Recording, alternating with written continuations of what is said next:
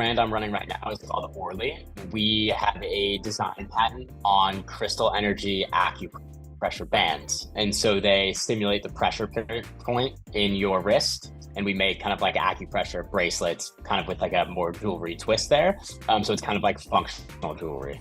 On prior brands, we worked with a number of different fulfillment partners, and we just never were pleased with the experience. Like it was always, something would always go wrong, essentially. Like it was never easy. Atomix is easy. Like that's kind of the highlight of what I would say. It's easy, right? It's a good experience. You communicate via Slack, things happen quickly. You have great transparency into what's going on. Very few shipment issues. It's just honestly, but over more than anything else, it's an easy experience and it works. And that's kind of all you're looking for when you're like a founder-led or small business where you just need a solution that isn't going to take too much time and is just going to work. It just allows you to focus on what matters from a growth perspective, right? If like all the things you can take off your plate and not worry about and be confident in just allow you to allocate time towards what's going to move the needle from a growth perspective. And so if I no longer have to worry about fulfillment, I can focus on growth. So you need to be focusing on revenue, products, scale, customer acquisition, et cetera. Like you want to essentially limit the amount of time you're spending thinking about things that you shouldn't be thinking about. And fulfillment is something that can be very time consuming and cause a lot of problems if not done correctly. And so if you find someone like Atomix where it's just like, okay, I have faith in what they're doing, the product's great, it doesn't require any mental energy from me, that's sort of the dream scenario you want to get to.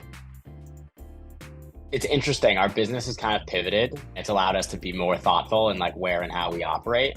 But I would say it's changed the way in which I view what a good partner in the fulfillment space looks like.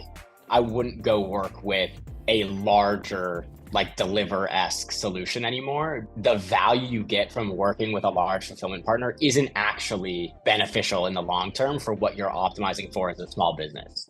So like some people think like, oh, I get a level of comfort because this company is huge, right? They're worth $1 billion and they're doing X, Y, and Z, but that actually in a lot of ways makes it a little bit less personal and harder to operate, where if you're a small business, you maybe don't have a whole team helping to manage this.